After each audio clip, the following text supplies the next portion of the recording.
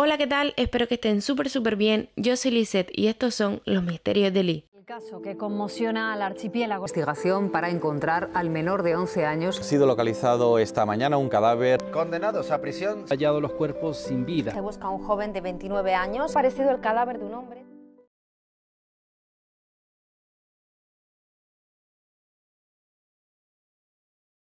Perdónenme por estas pintas, pero es bastante temprano, me acabo de levantar, pero no tengo otro momento en el día para grabar el vídeo. Pero como digo siempre, aquí lo importante es el caso, y es por eso que hoy vamos a hablar sobre el caso de los hermanos Orrit. Nos ubicamos en el año 1988. Alfredo, padre de familia de origen portugués, para el momento de los hechos ya había fallecido, pero Alfredo junto a María, la madre de familia, forman su matrimonio y dan fruto a 14 hijos. El padre era el que trabajaba en la familia y la madre se dedicaba a cuidar de los hijos de la casa, y pues como antiguamente esto era bastante normal. Para el momento en el que el padre fallece, la familia se ve pues bastante apurada, pasa por unos apuros económicos bastante grandes, y esto hace que la madre tenga que empezar a trabajar. Ellos vivían en Manresa, Cataluña. El más pequeño de los hijos, Isidre, tenía 5 años cuando se pone bastante malo de gripe. Es el 16 de agosto del año 1988 que la madre, al ver que el niño no mejora, decide llevarlo al hospital de Manresa. En el hospital le mandan una medicación, lo envían a casa, ellos están en casa tomando la medicación, pero tras varios días y ver que el niño sigue sin mejorar, el 30 de agosto vuelve a llevarlo al hospital. El doctor que lo atiende esta vez no es el mismo que lo atendió la primera vez que fue. El doctor lo mira y se da cuenta de que el niño está sufriendo de una gran amigdalitis. Yo le digo amigdalitis, en un montón de lugares se le llama angina, pero yo siempre lo he conocido pues así, como amigdalitis, que es cuando tienes infección en las amígdalas. Viendo que el niño tenía amigdalitis y no mejoraba, el doctor decide pincharle penicilina. Esto al niño en principio le sienta bien, pero luego le hace una reacción alérgica en la boca. Toda su boca se llena de llagas, y es el 2 de septiembre cuando el niño vuelve al hospital, esta vez porque la boca la tenía completamente llena de llagas y tenía mucho miedo de que se le inflamara la zona de la garganta y dejara de respirar. Es ahí cuando lo dejan ingresado. Es bastante importante tener en cuenta que al niño no lo dejan ingresado por la amigdalitis. Esta es la tercera vez que va al hospital. En ninguna de las dos anteriores, que es cuando tenía amigdalitis, que obviamente es mucho más grave que una llaga, pues no lo dejaron ingresado, y esta vez sí que lo dejaron ingresado simplemente por llagas en la boca. Como ya sabemos, la madre estaba trabajando, y ella, para poder trabajar, trabajaba prácticamente de sol a sol. Lo que hacía es que sus hijos más mayores cuidaban de los hijos más pequeños, y esto era así esta vez, pues ella no podía quedarse en el hospital todo el tiempo con Isidre, por lo que decidieron que Yolanda, la hija más mayor, se quedaría durante el día en el hospital con Isidre, y por la noche iría a reemplazarla Dolors, de 17 años. Se pensaba que Dolors tenía alguna discapacidad porque ella no se relacionaba con nadie, ni siquiera con las personas de su clase, con los jóvenes del barrio. Era bastante introvertida, pero sí que tenía siempre presente la protección de sus hermanos. Y con todo esto nos ubicamos el 5 de septiembre del año 1988 a las 8 de la mañana. Ya Isidre llevaba unas noches en el hospital, estaba siendo acompañado por Dolors, la hermana de 17 años, y su madre y sus hermanos estaban en la casa en este momento preparándose, pues la madre para ir a trabajar y los hermanos para ir al colegio. Es ahí cuando dos policías tocan a la puerta de la casa y la familia se llevaría una gran sorpresa. La policía le pregunta a María si Isidre y Dolors están en la casa, a lo que María dice que no, que los niños están en el hospital, que qué es lo que está pasando. Es ahí cuando la policía le da la información de que sus hijos han desaparecido. La policía le cuenta a María que los niños no estaban en el hospital, que fue una de las enfermeras quien avisó de que los niños pues no estaban, no había nada de ellos y habían desaparecido completamente, por lo que María, obviamente, empezó a ponerse algo nerviosa y le dijo a sus hijos mayores que cuidaran de los hijos pequeños, que nadie iba a ir a clase ese día, que ella se tenía que ir a solucionar todo esto. Se dice que María estaba bastante nerviosa, no daba crédito, no podía creerse qué era lo que estaba pasando, pero era una mujer bastante fuerte que no la veía llorar por las esquinas. Simplemente ella buscaba la manera de solucionar todo esto y no estar llorando todo el tiempo. La policía junto a María van hasta el hospital, se presentan allí. Obviamente María está muy enfadada, muy nerviosa y le pide a todas las personas del hospital, enfermeras, médicos, que le digan en dónde están sus hijos, que cómo puede ser que un menor de edad se haya ido del hospital y que ellos no se hayan dado cuenta. Además, hay que tener en cuenta que Isidre tenía 5 años, pero Dolors también tenía 17, es decir, siguen siendo menor de edad los dos. María, como es normal, pide hablar con el gerente del hospital para que le dijera quién había entrado a la habitación del niño, cuándo, por qué, para qué. Entonces, obviamente pide hablar con el gerente y el gerente no quiere dar la cara. El gerente dice que no va a hablar con ella en persona, simplemente le hace llegar un mensaje a través de la enfermera en el que él le dice a ella pues que simplemente sus hijos se habían ido, que el hospital no se hacía responsable, ya que en el hospital eran unas puertas abiertas y entraba y salía quien quisiera. En otros lugares, ojo que no tiene por qué ser cierto, pero sí que lo leí en distintos medios, pues el gerente había mandado a decir también con la enfermera que él se iba a ir de viaje a Turquía y que no iba a estar perdiendo su tiempo en buscar a unos niños que simplemente habían hecho una niñatada, dando a entender que simplemente los niños se habían ido y que él se iba a ir de vacaciones y pues que no iba a estar buscando. Como les acabo de decir, esto no tiene por qué ser cierto, pero lo leí en distintos lugares y yo prefiero decírselo. Obviamente María se enfada muchísimo, el gerente no da la cara, ellos no saben dónde están los niños y bueno, decide ponerle una demanda al gerente, al hospital, y la policía intenta hacer de mediador entre ambas partes, por lo que le dice a María que vaya a la habitación que le tocaba al niño, que esperara allí, que se relajara un poco, que tal vez los niños pues habían salido, se habían escondido o cualquier cosa y regresaban a la habitación. Cuando ella llega a la habitación, de lo primero que se da cuenta es que en el típico ropero que hay en las habitaciones del hospital se encuentra toda la ropa del niño, por lo que es ilógico que el niño se haya ido por su propio pie, porque se hubiera ido entonces con el pijama del hospital en vez de ponerse su ropa que estaba en el ropero. También en una mesita que había en la habitación encuentran las gafas de Dolors. Esto es bastante curioso porque Dolors tenía bastante miopía, por lo que sin sus gafas no veía prácticamente nada. Esto alimentó la teoría de que probablemente se los habían llevado y no se habían ido por su propio pie, porque como les digo, ella tenía tanta miopía que no podía haber llegado tan lejos. Ella decide poner una denuncia por desaparición a la policía, pero la policía no la deja porque no han pasado 48 horas de la desaparición de los niños. Ella, que obviamente no se iba a quedar quieta, lo que decide hacer es imprimir las fotos de los niños y empapelar prácticamente todo Manresa con esos carteles diciendo que se buscan. No sé si lo he dicho en otros vídeos o no, pero para que todo el mundo lo sepa, no hay que esperar para poner una denuncia de desaparición. No sé si antes sí que había que esperar, pero ahora sé que no.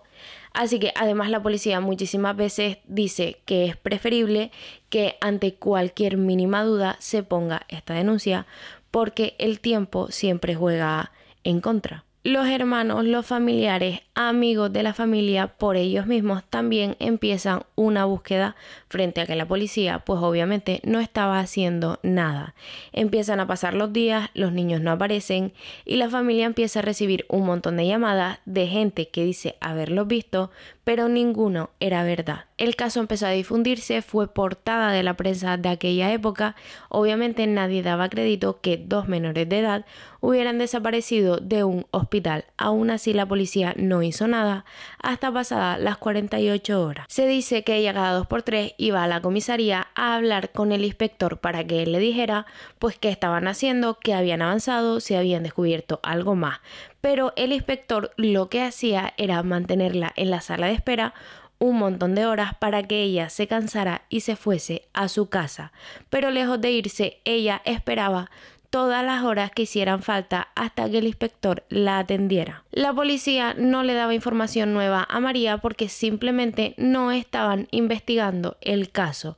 Lo único que le decían a María todo el tiempo es que era buena señal que los cuerpos no habían aparecido, por lo que probablemente los niños estaban vivos. Como el caso no avanzaba, ellos empiezan a buscar otros medios donde investigar el caso, y así es como llegan hasta una medium. Ella, María, no creía mucho en estas cosas, pero esta medium le dijo que los niños estaban en una casa, estaban en Cataluña, y esta casa estaba en un lugar donde había agua y en unas montañas. Luego deciden hablar con un taxidermista que es quien diseca a los animales, y esta persona le dijo algo bastante parecido. Él le dijo que en un pueblo en el interior de Cataluña había una casa, que esta casa estaba cerca del agua y cerca de las montañas, y era ahí donde estaban sus hijos. Tras haber hablado con estas dos personas, ella decide ponerse en marcha e ir en busca de esa casa.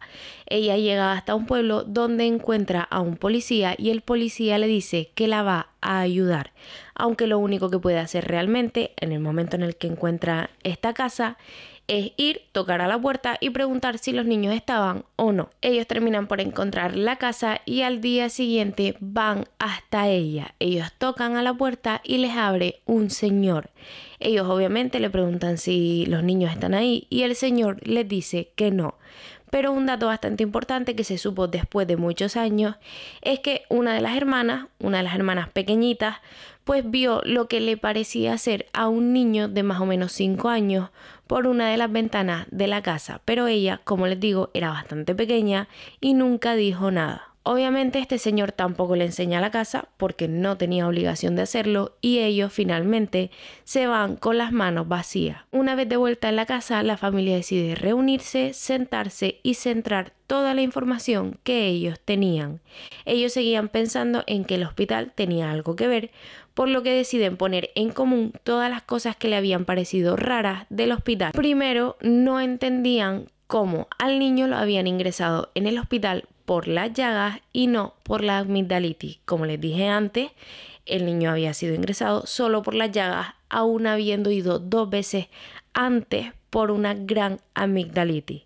Igual ellos no lo entendían porque cuando tú tienes amigdalitis es una infección, es bastante fastidiado y normalmente incluso hay niños que se quedan ingresados por este motivo. Sin embargo, las llagas, a el niño lo inspeccionaron, se dieron cuenta que por lo que es la garganta no habían llagas, simplemente era en la boca, por lo que no se le iba a inflamar ni se iban a cerrar las vías respiratorias. Entonces simplemente tenía llagas en la boca. Además, la cura era bastante sencilla, algo que se podía haber hecho en casa. Sin embargo, decidieron dejarlo en el hospital. Algo que tampoco se entiende es que el niño, cuando es ingresado, fue ingresado en la habitación 125. Esta habitación era compartida, había otra familia con otro niño pequeño, pues que también estaba ingresado. Ahí él pasó 2 noches, y en el día de la noche en la que desapareció el Isidre, deciden cambiarlo de habitación. Lo cambian a la 229, que era una habitación de solo una persona. A todo esto, a este cambio, nadie le dio explicación, ni médicos, ni enfermeros, ni nadie. Finalmente, al ver que el caso no avanzaba, la familia hace un grandísimo esfuerzo y contratan a un abogado. Obviamente, el grandísimo esfuerzo es porque ellos eran bastante pobres.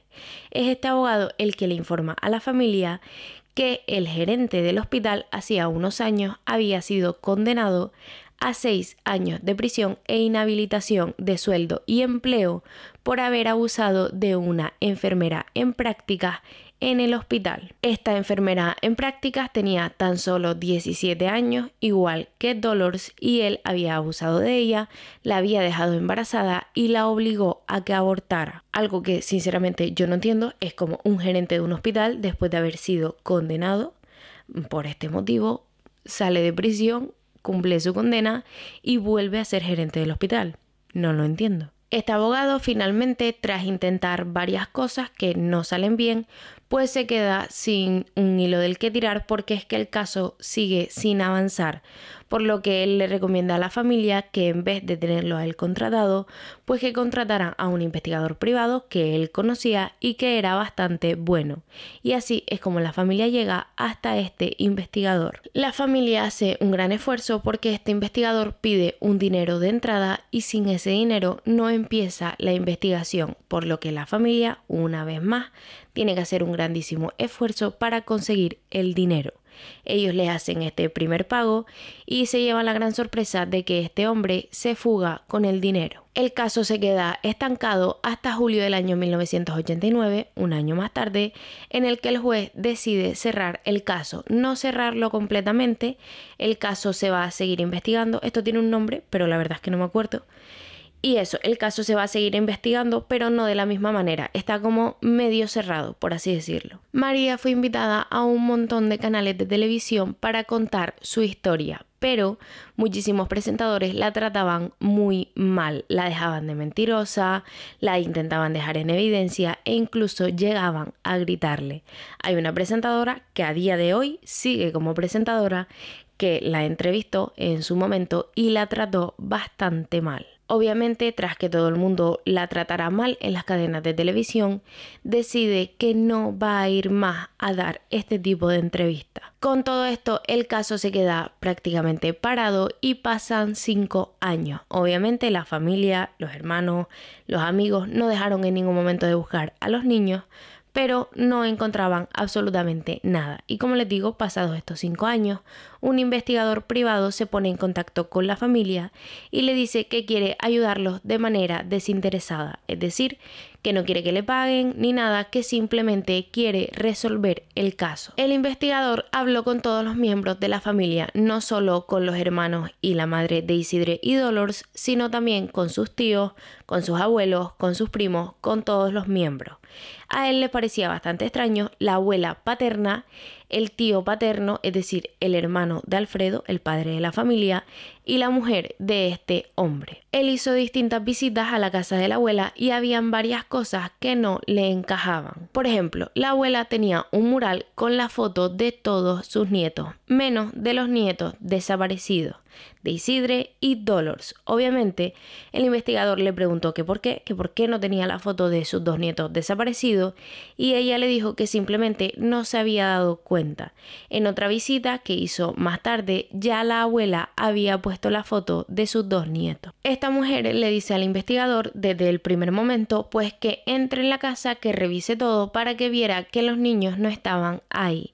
También le dice que ella había recibido una llamada de una persona que le había dicho que dejaran de investigar, que los niños no van a aparecer y que si seguían investigando iban a desaparecer más niños. El investigador también descubrió que tanto a la abuela como al tío paterno y a la mujer del tío pues no le caía muy bien María, y en distintas ocasiones habían dicho que eran muchos niños y que lo mejor era dar a algunos en adopción. Con toda esta información, el investigador se lo presenta a la policía y el juez decide reabrir el caso.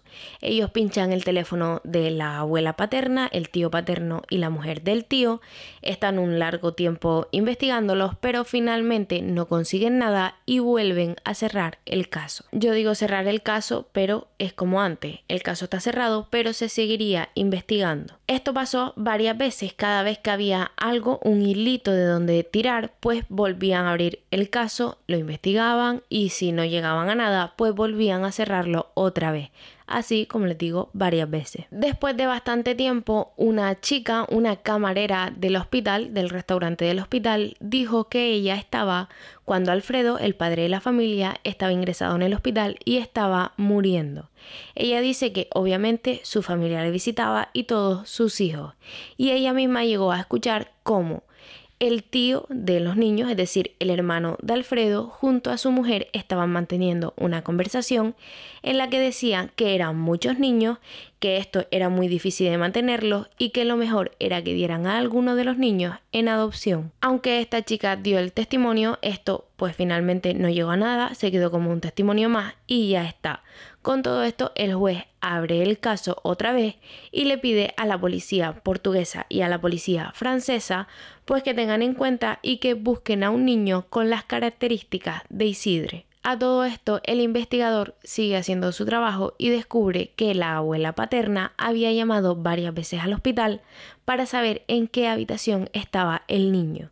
También llamó, además del hospital, a María muchísimas veces, por lo que la abuela sabía perfectamente en qué habitación estaba el niño, más el pensamiento que ella tenía de que alguno de los niños tenía que llevarlo en adopción, pues hizo pensar al juez y decidió reabrir el caso. Es aquí cuando se dan cuenta de que este investigador privado pues no tiene mucho de investigador, porque aunque sí que presenta informes que podrían ser de un investigador, no tiene en cuenta las leyes que normalmente un investigador tiene que tener en cuenta.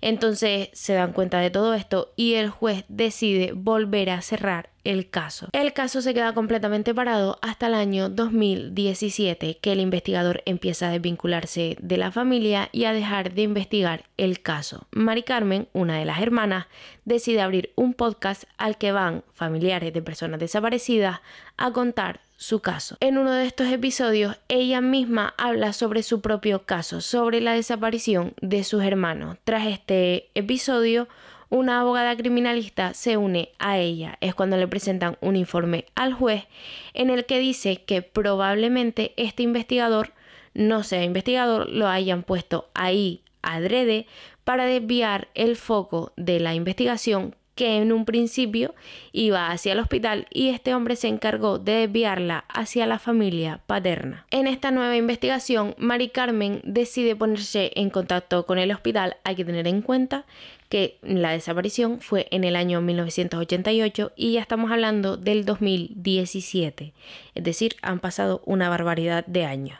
Pero ella se pone en contacto con el hospital y le pregunta si aún tienen las gafas que supuestamente eran de Dolores. Ellos le dicen que sí, y tras mandar, ellos le dan las gafas, y tras investigarlas se dan cuenta de que estas gafas no pertenecen a Dolores. Las gafas no tenían la graduación de Dolores, además no eran unas gafas normales, sino que eran las típicas gafas que se ponen en esta zona de la nariz, que son para leer. Eso es porque la persona que tenía estas gafas de cerca probablemente veía bien y necesitaba las gafas pues para ver de lejos, para leer o para otro tipo de cosas. Es decir, no eran de Dolores. Para el año 2021, un programa bastante conocido de la tele hace un especial hablando de este caso. Es cuando un chico se pone en contacto con la familia y le dice que él estaba en el momento y el día en el que desaparecieron los niños. Él cuenta que él estaba en el hospital, que también estaba acompañando a alguien y que para ese momento él tenía 13 años.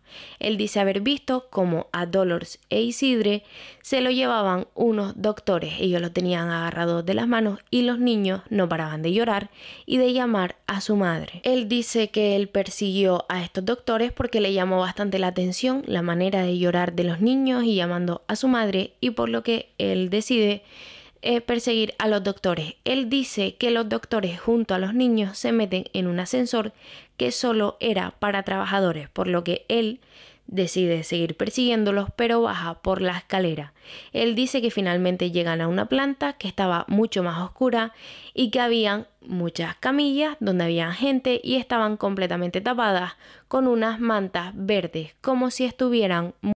Él cuenta que los niños no paraban de llorar y que vio cómo los doctores le pusieron en el brazo a ambos niños una inyección. Además dice que Dolores no llevaba gafas. Mari Carmen obviamente se puso en contacto con este hombre, estuvieron hablando, él le dio más detalles que nosotros no conocemos y finalmente Mari Carmen cree que lo que este hombre dice es verdad. Muchas personas relacionan este caso con el tráfico de órganos y tristemente a día de hoy no se sabe nada sobre el paradero de los hermanos Orrit. Y bueno, hasta aquí el vídeo de hoy. Espero que les haya gustado o que al menos les haya entretenido, porque como ya sabemos, en este canal no hablamos de cosas bonitas y mucho menos que terminen bien. Déjame un like si así lo quieres y suscríbete porque se vienen vídeos súper interesantes. Un besito.